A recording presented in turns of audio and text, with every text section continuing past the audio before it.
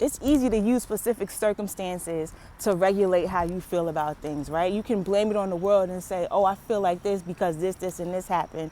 But when you truly know that it's you behind it all, you realize that life can be good all the time. You know what I'm saying? And that's not just like fake optimism. I'm not talking about fake it till you make it. I'm talking about really good all the time. You can feel okay all the time. You know what I'm saying? I know, because I've been at places where I felt shitty all the time, you know? And it's like you feel like life is happening to you, until I learned how to get the reins of my own life. You know what I'm saying? I've learned how to grow and understand myself to a point where I'm able to transmute my own energy. You know what I'm saying? And that is a journey to self. That's self-love.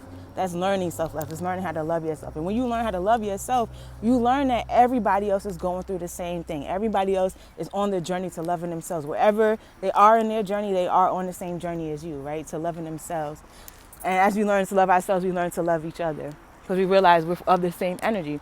Everybody is of the same eternal energy. You've always been and you always will be, right? What we are doing here is learning and growing.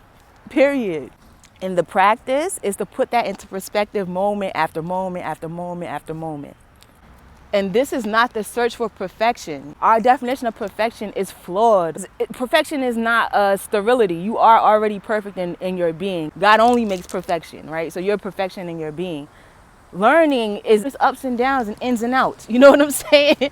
That's what learning is. That's what the journey is, right? So it's not even labeled as good or bad, as perfect or imperfect. It just is, you know? It's not, you're not searching for perfection, but you're searching to feel better, to understand how to make yourself feel better, because we're not supposed to be it's sorrowful. You know what I'm saying? We're not supposed to be always reaching for the next thing. We're supposed to feel good in who we are, in our essence, in our being. The energy of God flows through us, every one of us. You think God would made us to feel less than what we are? No.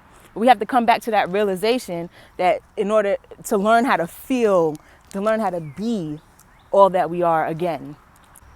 So that is when we tune into the moments of life, right? And feel the goodness of the moment, right? And hold on to our optimism, knowing that everything is conspiring for our good, right? God is love. There's only love. So the forefront of our mind should not be worry or anguish or anger. It should be that optimism and that love. You know what I'm saying? So it's like, if you really want it, that practice of getting into it, right? Of teaching yourself moment by moment, right? Of practicing how to transmute that energy into energy that is worthy of you, then you'll do it, you know?